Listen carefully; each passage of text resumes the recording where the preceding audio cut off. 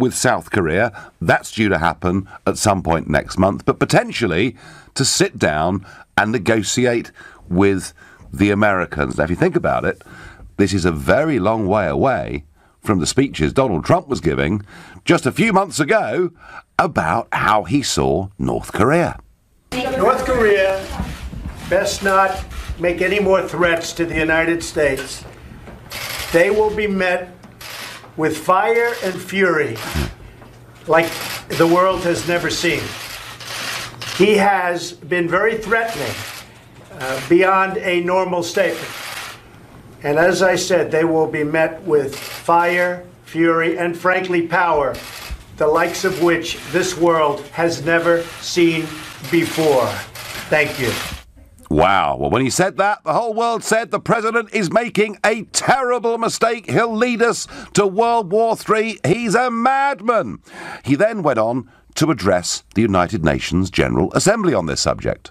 Now North Korea's reckless pursuit of nuclear weapons and ballistic missiles threatens the entire world with unthinkable loss of human life. It is an outrage that some nations would not only trade with such a regime, but would arm, supply, and financially support a country that imperils the world with nuclear conflict. No nation on earth has an interest in seeing this band of criminals arm itself with nuclear weapons and missiles. The United States has great strength and patience, but if it is forced to defend itself or its allies, we will have no choice but to totally destroy North Korea. Rocket Man is on a suicide mission for himself and for his regime. The United States is ready, willing and able, but hopefully this will not be necessary. Well, he couldn't really have been clearer, could he? Rocket Man is on a suicide mission, and if they go on developing nuclear capabilities and testing their weapons, and in particular firing them, of course, as they did twice over Japanese airspace, they will be destroyed. And as I say, most commentators thought this was mad, bad and dangerous, as if maybe it was better to do it the way Obama did it. Totally ignore the problem and brush it under the carpet. But just look at what this has yielded.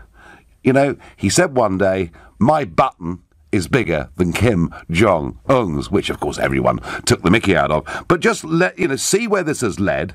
And there's now talks about frank discussions being held between North Korea and the United States of America. Trump himself tweeting that possible progress was now being made. And I think this is one of the best news stories we've heard for weeks, months, maybe even years. And I put it to you that this shows just how successful Donald Trump's foreign policy has been. It's a remarkable diplomatic success for a man who many would not use the word diplomatic about. So tell me what you think. Do you agree with me that actually standing up, threatening North Korea, getting a coalition together to put on really, really tough sanctions, do you agree with me this is now bearing some fruit and it's good news? And if you do, call me on 0345 6060 973. Or maybe you think, no, actually, Trump still is dangerous. You should not, as a world leader, use that kind of language, in which case text to 848. Or maybe you think, hey, slow down a bit, Nigel. There's nothing yet to get too excited about. In which case you can tweet using the hashtag Farage and LBC at LBC. And of course, you can watch us on Facebook. We're live here in the London studios. And I get already on text, Nigel, Ukraine gave up her nuclear weapons in exchange for a protection pact with the US, the UK and Russia. How did that work out, says Steve? Well, not great, Steve, but I think we're there into a slightly separate debate. And I would say that actually a massive error was made, sending out a signal that the European Union and NATO wanted to expand into Ukraine, which Russia saw as a threat. But you know something? If we go back, Steve, and we think about détente and we think about what happened, back in the 1980s between the Soviet Union and the Americans, and ultimately the end of the Cold War, I think you could argue that there's a precedent for this. That Reagan was not prepared to back down on Star Wars or any new technology. And in the end, that sheer financial and military muscle that America had led directly to the end of the Cold War. It was strong American statesmanship that did it, not weak leadership. And I think Trump, in many ways, is doing the same thing, albeit, his style and Reagan's style are pretty different. And, I'm a supporter of the president. I couldn't disagree that, a lot of these phrases are really tough. They're the kind of language we've never heard from a Western world leader before, but I think they've been very effective. Started off, of course, didn't it, with the ice hockey team, the women from North and South Korea playing together in the Winter Olympics. Now there'll be meetings taking place between North and South Korea in April, and possibly a sit-down with the American administration. And if that happens, then Kim Jong-un, Rocket Man himself, has expressed a willingness to discuss nuclear disarmament and to impose a moratorium on nuclear and missile tests during those talks. Surely, folks, that is good news. Even those of you that are not Trump fans, don't you agree with me? This is real progress. Graham is calling from Hay on Wye. Good evening, Graham. Hello, Nigel. It's good to talk to you again. Good to talk to you. So, is it a big diplomatic coup? Yes, absolutely. I totally agree with you. This has been a great success for Trump. People were decrying him. People were up in arms every time he spoke bellicosely, in grand terms. But he was basically talking the language of Kim Jong-un. And the main thing, the thing above all, he showed himself to be unpredictable. And I think that put the wind up Kim Jong-un. He didn't know who he was dealing with anymore. Yes. Whereas in the past, Obama, he could just brush away. Obama with his red line in the sand that was ignored and stuff like that, and the Clintons and the Bushes and what have you. But with Trump, he did not know what he was up against. Trump behaved as aggressively as he was doing. He came back every time Kim Jong-un said something. He came back with as much. And, the West, the liberal left and everything were all up in arms about this terrible warmongering talk, but it has clearly worked. Yes, I mean, it's sort of also partially a case, isn't it, of standing up to a bully, Graham? Exactly. Bullies don't like being bullied back. Yeah. And Trump is... Nothing but appease, hoping they will suddenly see sense and be nice. They don't. Trump is pretty good at punching back, isn't he? Exactly. In fact, that's what was needed, and I was so thrilled. First good sign was about the games, the Winter Games. Yep. Well, that's a sign of things starting to thaw. And then we got the news about talks. I thought, here we are, he's cracked it. Do you know, Graham, your point about the unpredictability of Trump on the world stage is a point that many American commentators have made to me, and it's got everybody on the edges of their seats and thinking. Graham, I thank you very much indeed for your call. I go to Grace next in Ealing. Good evening, Grace. Hi. So, has Trump pulled off a bit of a coup? I think it's hard to say. I as a 25-year-old, know far too little about world politics and things like that. So it would seem that you make a good point that it was to some extent successful in holding back Kim Jong-un or getting Kim Jong-un to slow down a bit or be willing to negotiate. However, we should keep in mind that what Donald Trump says doesn't just have an effect on other world leaders. He's being heard by literally billions of people all over the planet. And is it not the people who hear him in countries all over the place who think America is cruel, America is vile, we want to go and commit terrorist attacks against this nasty country? I worry that... Well, Grace, I think there is an argument, and certainly it's one that Jeremy Corbyn pushes very, very hard, that says that American intervention in Iraq, Afghanistan and elsewhere has directly led to an increased hatred of the West and a growth of terrorism. So, Grace, there is an argument that many hold that says that when America intervenes militarily, perhaps we make the problem worse, not better. So I do get that. But in this case, Grace, this is slightly different, isn't it? I mean, this is, in the case of North Korea, this is a state that is terrifying people like the Japanese. And isn't it, in a sense, what Trump is doing, not just for America, but actually for the world? I can't say for certain because I don't know enough about the ins and outs and what the future holds. None of us know. Sure. what's going to happen in the next few years in this regard. I just can imagine that there'll be some jihadi teachers somewhere who will use statements like the ones Trump did to encourage his students to see the West as an enemy. Well, Grace, that may very well be true, but I would say this to you. You know, famous quote of Churchill's, there are many, of course, but famous quote of Churchill's, that jaw is better than war. And isn't the fact that the North Koreans and the response from the president, that they are now talking about sitting down and having a conversation, isn't that at least a bit of good news? Yes, it absolutely is, and I really hope and pray that things continue to improve. So do I. Grace, I thank you for your call. And I get on text, anonymously sadly, you are Trump's PR man in London. He still looks like a fool, sounds like a fool, and talks like a fool. Do you know what? Even if you're right on all three things, if he's managed to get the North Koreans to the negotiating table, he's done more for world peace than Obama or Bush or anyone that went before him. That's my view, but you can tell me I'm completely wrong. You can tell me I'm the fool, if you want to, by calling 0345 6060 973. You're listening to The Nigel Farage Show, exclusively on LBC. It's now 7:15. On Twitter, I see a Nobel Peace Prize on the cards for Trump. Well, John, thanks for the tweet. I don't think the international community will ever award Trump a prize for anything because they don't think he's very couth. They don't think he's very diplomatic. But you know what?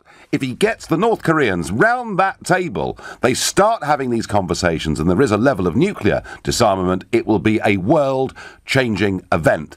And that matters, I'm sure, to Trump and to all of us a damn sight more than whether he wins a Nobel Peace Prize or not. Now, last night, of course, we talked about the dramatic results that took place in Italy on Sunday. Interesting bit of analysis today, that of the 18 to 30-year-olds in Italy, a whopping 44% of them voted for the Five Star Movement and 13% of them voted for the anti-mass migration Lega. And if you add up the other little parties, well over 60% of the nation's youth, the under 30s in Italy, have voted in a Eurosceptic direction. Isn't it funny that in this country, the argument we constantly get is that, it's the young that are in favour of the European Union. And we're going to debate that and look at that and think about that on my show this coming Sunday morning, where the lines for this debate will only be open to under 30-year-olds, so no cheating. And we'll encourage youngsters to phone in from Italy as well to tell us why they suddenly feel so Eurosceptic. Interesting. So, look, I would accept that Trump sometimes behaves and acts in a way that you would not necessarily expect of an American president. But he has stood up against the bully boys of North Korea, and it looks like it may yield some results. I'm pleased. John on Facebook says, well done, Trump. You had the backbone to stand up against this dictator instead of turning the Obama blind eye. John, I couldn't agree more. Chris says, Rocket Man understands he will not win the war of words with Trump, but maybe he's a bit smarter than we think. Maybe he will continue developing nukes, but be more quiet about it in the future. Well, Chris, what he can't be quiet about is launching those rockets, because they're kind of there for the world to see. But, a note of caution from Chris. Ken says, I do have to take issue with you over Trump, especially when a leader like him not acting to eradicate automatic weapons in domestic situations. Ken, it's a separate debate. We have debated the gun laws on this show, and I know that the vast majority of you wonder why some of these guns are sold over the counter in America, but it is a separate debate. Nigel, these potential talks with potential positive outcomes may happen in spite of Trump, not because of him. Well, Chris, fine. Chris tells me not to get too overexcited about this, and I accept that, Chris. I'm not going to get overexcited about it. But you know what? There's no way these potential talks are happening in spite of Trump. They're happening because of Trump. Obama and others didn't want to discuss the issue. Michael is a brand new caller to this show. He's calling from Leeds. Good evening. Good evening, Mr. Farage. Hello there. I think you've totally misread the situation. Okay. The North Korean leader has got what he wanted. Yeah. This nuclear program he's developed is extremely costly. They can't really afford it. But if they have an agreement with the South Koreans, get rid of it, the South Koreans will get economic aid from the South Koreans. They'll probably get a promise that the South Koreans won't support an invasion of North Korea. So, Michael, you can't possibly think the talks are going that direction that quick. Well, yes, that's what North Korea is, economically inefficient. Yep. It wants to do well for its people. It's not a total lunatic. And if it can get the help of the South Koreans are very good at economic development. But Michael, if the North Koreans and South Koreans become friendly, and who knows, there might even be a Korean football team that goes to the World Cup. I mean, if the North and South Koreans become friendlier as a result of what's happened, what's not to like about that? Well, I'm not saying there's anything to like about it, but from the North Korean leaders' point of view, the Americans can't invade then. That's one thing they fear, is the Americans invading. The only backstop they've got at present is China. But the Americans can't invade North Korea like they did off Vietnam. They've got to have a base somewhere close, like they had in South Korea during the Korean War. Yeah. Okay, now I understand the point. I do understand the point. That is what the North Koreans thought of thinking about. But as long as, Michael, if they sincerely and genuinely put on hold or begin to disarm some of their potential nuclear arsenal, does that not make the world tonight a rather better place than it was this time yesterday? Nigel, but it's not. But it also makes it safer for them about Trump's intervention. Fine, good. Do you know what, Michael? If the world's safer for them and the world's safer for us, we're all winners. It's nothing to do with Trump. Trump's Belarus. Oh, right. So it's just happened by complete coincidence, yeah? No. They put the thing there. Why the North Koreans develop militaries? They want something from the West. They usually want economic aid. Fine. In the past, they wanted Michael, do you know what? Famine. Do you know what? If we transferred some of our... In fact, we have actually been giving some of our foreign aid budget to North Korea. Goodness knows why. And the Prime Minister was called out on this about a year ago. Michael, even if we transferred some of our foreign aid budget there, if the nuclear threat goes down, that to me is good news. I thank you for your call. Trump has achieved more in his first year than some other presidents have in their entire political careers.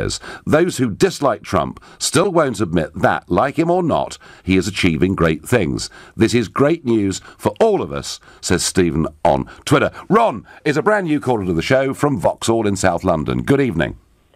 Yes, hi, Nigel. So what do you think? I think this is a bad move by the North Koreans. If it is indeed true, I suspect that this is being overblown. I think that North Korea should hang on to their nuclear capacity in every single way. I think they should build up as much capacity and as much nuclear weaponry as possible, and make sure that every bomb can reach the United States. Oh wow! If and when needed. You're bringing us great cheer from South London tonight, Ron, aren't you? So why would you want a regime that has no democratic checks and balances on it, that appears at times to be totally out of control, that treats its own people appallingly and is a threat to world peace? Why would you want them to have a big nuclear arsenal? Okay. Who are you describing? Are you just describing Saudi Arabia? I was just Bahrain? I was just describing. No. Come back to the question. Why would you want to see? How is the world a better place if North Korea has a big nuclear capability? Okay. The North Koreans have got to guarantee their safety. You're dealing with the United States is the most dangerous, is the most insipid, warmongering criminal nation on this planet. It invades with impunity. It kills with impunity. It has no respect for borders, sovereignty, international law. Ron, you've made your point very, very clear. Now, if Trump came to London, would you be one of those people out protesting, Ron? No. The Americans have condemned themselves with this president. They're digging their own graves with his American first attitude, and the chicken's going to come home to roost for all Americans. My point is, America is the only country that's using nuclear weapons. North Korea doesn't go around the world occupying and invading other countries and surrounding other countries with military bases. North Korea, it isn't constantly threatening America on American They borders. fired, Ron, they fired, ICBMs over Japanese airspace. And given that memories of what happened in Japan in 1945 still appear to be quite strong, do you think that's an act of friendship? Do you know why they do that, Nigel? Because the Americans have been conducting full-scale practice invasions of North Korea for the best part of for over 50 years, constantly practicing, overthrowing and decimating the North Koreans. They killed over 1 million North Koreans in the Korean War. Well, we were there too, Ron, weren't we? And we were there too. Yeah, of course. In fact, Ron, it was a United Nations force that fought in the Korean War, wasn't it? It was. Let's keep it real, Nigel. What was it? Well, I've seen the medal. It's a United Nations medal. It was 95% American, and of course us, the yap along, British. Ron, let me ask you your views on America are perfectly clear. You're not alone in thinking that. Your views are perfectly clear. I don't share them. How do you feel about the state visit tomorrow of Crown Prince Mohammed bin Salman from Saudi Arabia? I think it's an abomination. I think it exposes the hypocrisy of America and Britain, and the kind of despots that they will support, and the so-called renegade nations that they won't support. If those renegade leaders or those despots do what the West says, then the West model-colors them, invites them. All right. No, Ron, I tell you what, mate.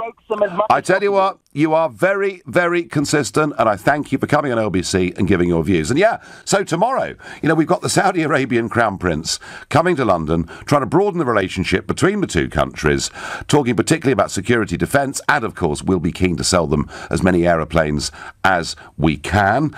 He's going to have lunch with the Queen. He'll have dinner with the Prince of Wales and the Duke of Cambridge, and the UK is putting out the red carpet. Bear in mind, of course, Saudi Arabia's role in the bloody civil war in Yemen. Bear in mind that homosexuals, women, and all sorts of minorities have a pretty miserable life in a country where they use the death penalty in public executions and perform all sorts of other barbarities. I want to know, those of you that have called this show, that have protested, that have said if Donald Trump comes to this country, there'll be large-scale protests. I hope you're all out there in Whitehall tomorrow protesting about this. If not, I will think you are inconsistent hypocrites. You're listening to the Nigel Farage Show, exclusively on LBC. It's 7:30. There's the possibility of talks between the North Koreans and the Americans, something that has been completely unthinkable. Is it Trump's tough diplomacy that has led to this? Is this a big foreign policy victory, albeit we haven't as yet got any guarantees about nuclear disarmament? And there'll be many that say, why would you trust North Korea? But I do think this is a step in the right direction. I'm asking whether you agree with me. Now, on Sunday, we raised a little story about the German coalition agreement between Angela Merkel and the SPD. And it was this, that written into that coalition agreement is the implementation of a financial transaction tax. That tax would be put on every single trade that takes place in financial markets, which if you're buying shares and selling them a couple of years later, doesn't really matter. But in many commodities markets, futures markets, money markets, where the same instrument is traded many times in a day, literally, you put a tax on that and you find, even though it's only 0.1%, you would literally kill liquidity. It would be the biggest disaster ever to hit the City of London. And I said, this is very dangerous, because what if, just what if, during the transition period that our Prime Minister is so keen on, they attempted to implement it and said we had to obey, because that's kind of what Barnier is saying the deal is. I said we should get out as quickly as possible. Interesting. In City AM today, Chancellor Philip Hammond said the government is seeking a good faith assurance that a shortcut process won't be adopted to fast-track legislation which would clearly be discriminatory against us. He's seeking a good faith assurance from Mr. Verhofstadt and Mr. Juncker and Mr. Barnier. Good luck with that, Philip Hammond. And if anything tells me why this transition period is a very, very bad idea, here it is. Back to Trump. Now, some people say Trump has nothing to do with has had nothing to do with them in recent months. All the meetings have been only for South Koreans and North Koreans. He isn't even involved, says Gary from Epsom. Well, Trump said today that possible progress was being made. He said it may be false hope, but the US is ready to go hard in either direction, which means, Gary, that if he trusts what Kim Jong-un is saying, if he actually believes they're going to obey the rules, as in fact defined by themselves, then I think, actually, he could have a very, very important role to play. I put it to all of you that even the prospect of talks, even that prospect, puts us in a better place than where we were yesterday. Martin is a brand new caller to the show from Hendon in North London. Good evening, Martin.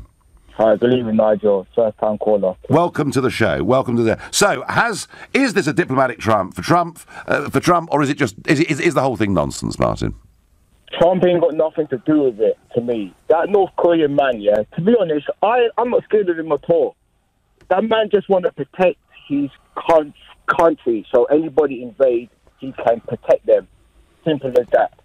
Like, with America now, yeah. It's like what your last caller said. He was telling the truth. Everything he said, he was telling the truth. But it's like you kind of like side. It's like you said, all right, if nobody goes to the Saudi Arabia march about the Trump thing, I wouldn't go to the Saudi Arabia march, but I would go to Trump march. Because right. So, but Martin, surely, if you wanted to protest against Trump because you don't like some of his views or you don't like the way he expresses himself, surely that is as nothing compared to the way the Saudi Arabians have treated thousands, tens of thousands of their own people. Nigel, you are a very sensible man, Nigel. Yeah, what you just said to me is a joke, to be quite honest. Look at the difference of the countries. Look at the difference of the countries and who's done worse. Come on, Martin. Let's be real. Come on, Nigel. Nigel, one question I want to ask you. Yep. One question, please. Yeah, go on. When was America greatest? I always hear this saying, let's make America great again. Oh, I don't know when was America ever great? I think in the 50s and the 60s, certainly the first time. And I think, Martin, let me finish. Hang on. Let me finish. I know you've got a lot of passion there, man, but let me finish. Go ahead. I think that what Reagan did by being a tough leader and standing up against the Soviets in the 1980s hastened the end of the Cold War, led directly to the Berlin Wall coming down, and, Martin, for tens of millions of people enjoying freedom and democracy. Nigel, you know what, Nigel, yeah? Right. Anybody who's got a nuclear bomb, is not going to fight one another because they know the consequences. Russia and America has been in it for years, as long as I'm old. I'm like 45. I don't like to remember they've been at it.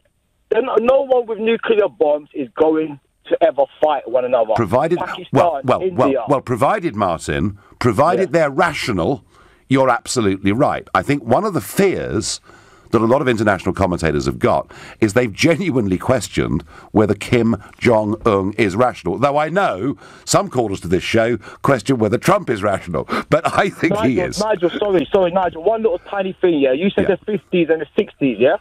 And I think again in the 80s, yes. Okay. America could not be great in the 50s and 60s. America was a racist country in the 50s, 60s. So it could never, ever be great. Well, that depends how... Okay, Martin, it depends how you define great. What I'm saying is this, Martin. The big winner of World War II was America. It won in every single way. And it emerged as a much stronger country, a dominant global country but Martin, I accept, internally, they had massive problems then. And you know what? They've still got some now. But Martin, let me just come back to you on one point you made. You said that North Korea want to have nuclear weapons, etc., because they want to protect themselves against invasion. If that's the case... Why the hell were they firing intercontinental ballistic missiles over Japanese land? Because that's the safest place to do it. Don't come off it, Martin. I'm not buying into that. Up until now, I've enjoyed everything you've said. But that's baloney, Martin, isn't it? Where are they going to try their missiles?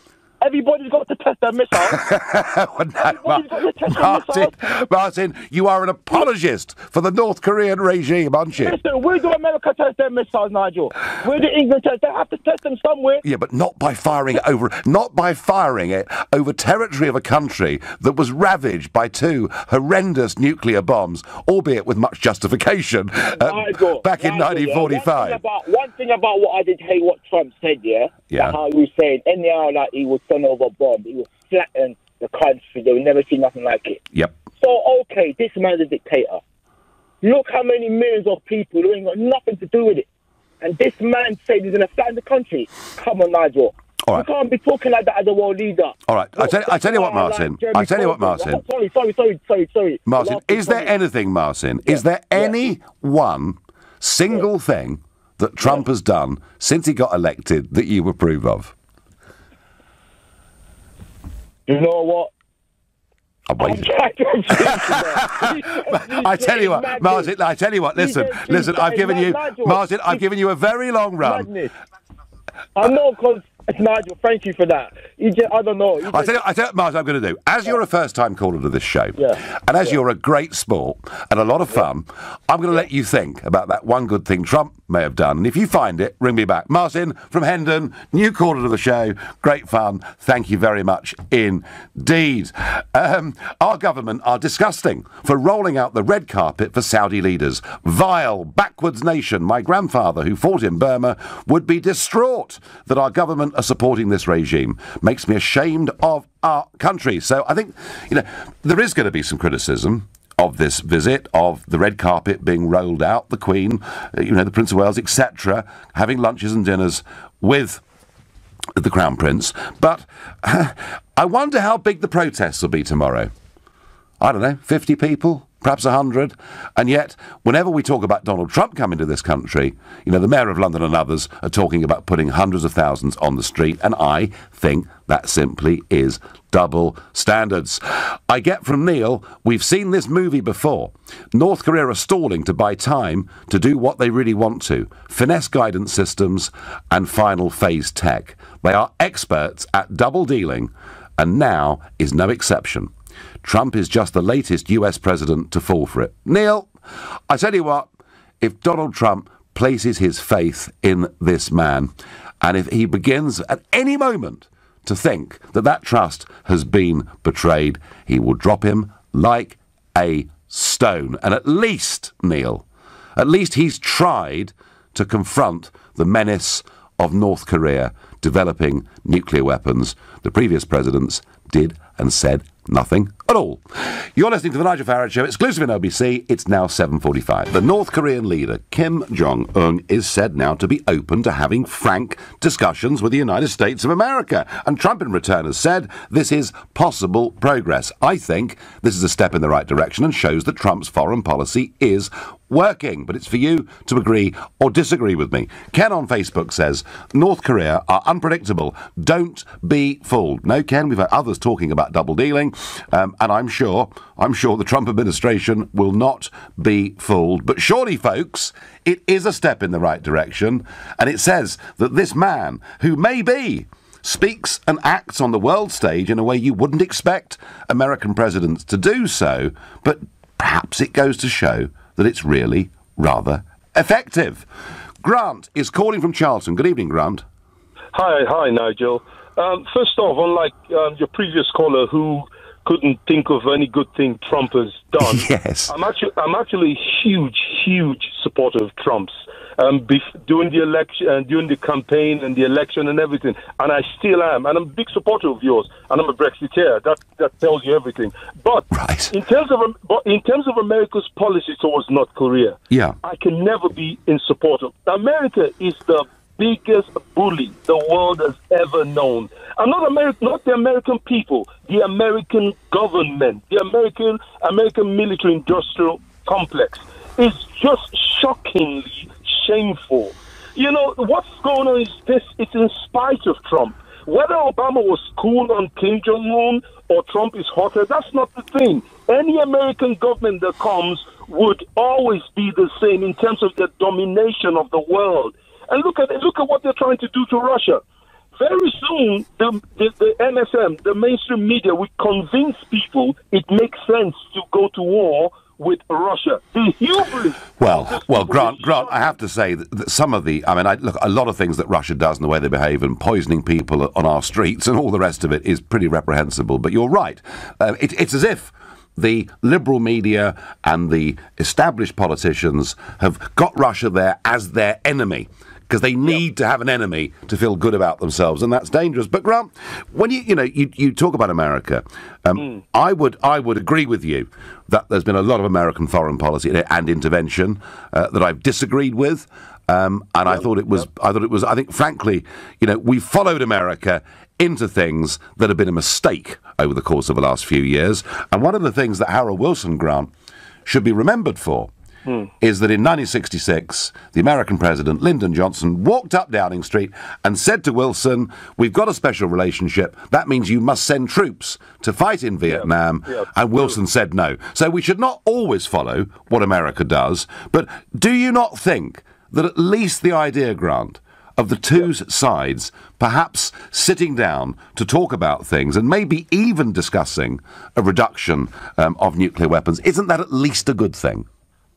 Of course it is, and I'm a full supporter of that.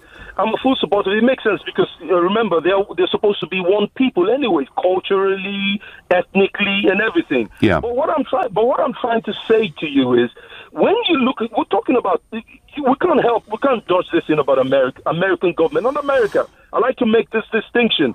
The American government, people are beginning to wake up. The lie is just, everyone can see it now. America is the biggest threat to world peace, American government. Everyone is seeing it now. So all the lies and all the talk about, the Iranians, the Russians, Russia. The snow last week was because of Vladimir Putin. Can you imagine? That's another one. So people need to wake up. Trump, I love Trump for one thing. Trump is not pretentious. He says America first. My people people are losing their jobs. Steel production. I love that. This is what people in Europe should be saying too. But in terms of America being the world police, but sorry, man, that is a no-no. Grant, you couldn't have put your views more clearly. Thank you very much indeed. Wesley is calling from Manchester, and a new caller to the show. Good evening. Good evening, Nigel. I'll just second everything Grant said then. You've had some great callers on. Well, it's been very lively, yes. So, Wesley, is this at least potentially good news? I think it's good news, and a lot of people are very sceptical about this. Without doubt, Nigel, it is good news. But my point is, we could have been here a generation ago. Back in '93, the Clintons signed an agreement which was subsequently broke. When they were developing a nuclear reactor for energy, the Americans said, we'll supply you with oil, did do, and then reneged on it. And here we are, 2018, and they've got nuclear bombs. We could have been here a generation ago. Well, that may well be true. That may well be true. That's factually true, Nigel. The Americans did cut off the oil supply, but so it's different administrations, and this is the trouble with America. Fair play to Trump, because I see him as a businessman more than anything else, and I think he sees the Cold War as just missed opportunities, to sell. And I get that, brilliant. I think there's a lot of people behind him, though, who still want America to be a unipolar leader, and that's over. As Grant said, that's over. Let's have a multipolar world, and you'll sell anything to anyone. And I think Trump's been kind of straitjacketed in a way, bounced into this aggression against Russia, etc. Because lead up to his election, he was saying, let's pull out of Syria, let's not be involved, let's trade. Yes, I think, Wesley, one of the criticisms that I get of Trump from my American friends that backed him is they think he's been a bit too interventionist in terms of foreign policy, as opposed to what they thought he was going to do during the campaign. But Wesley, one thing he has done, he's woken the world up to the potential threat of North Korea. He's even got countries like China to put some sanctions on them. And I do think, Wesley, even what's been said today, surely is some measure of success for his foreign policy. I'll grant you that. I'll grant you that. Wesley, thank you very much indeed for calling the show. Michael is calling from Hampton. Good evening, Michael. Oh, good evening. So, should we trust the North Koreans? Well, I think it's a bit of a ploy on their part. Rather than go to the UN and beg them to lift the sanctions, they've done a very clever thing by saying, let's negotiate, let's get the South Koreans on our side so that they will help us to get Mr. Trump to lift the sanctions, because the people there are starving. I mean, yes. I see all the YouTube videos of the country. I feel sorry for the people there. I think this is a ploy. I don't think they spent all these years building up nuclear weapons and they're going to give them up. I think it's just a ploy, quite a clever ploy to get the sanctions lifted on their country by saying let's be friends with the South Koreans. Michael, that is a very, very valid argument, and you may well be right. They may be doing this because they are in absolutely desperate straits. Either way, whether it's the threat of American muscle or whether it's the effect of these very punitive sanctions, at least, even if we can't quite trust their motives, at least, Michael, the thought of the North Koreans and Americans sitting around a table, surely that's at least a step in the right direction, isn't it? And I think the man that runs North Korea will see that America isn't going to attack them if they comply and be a bit more benign to the rest of the world.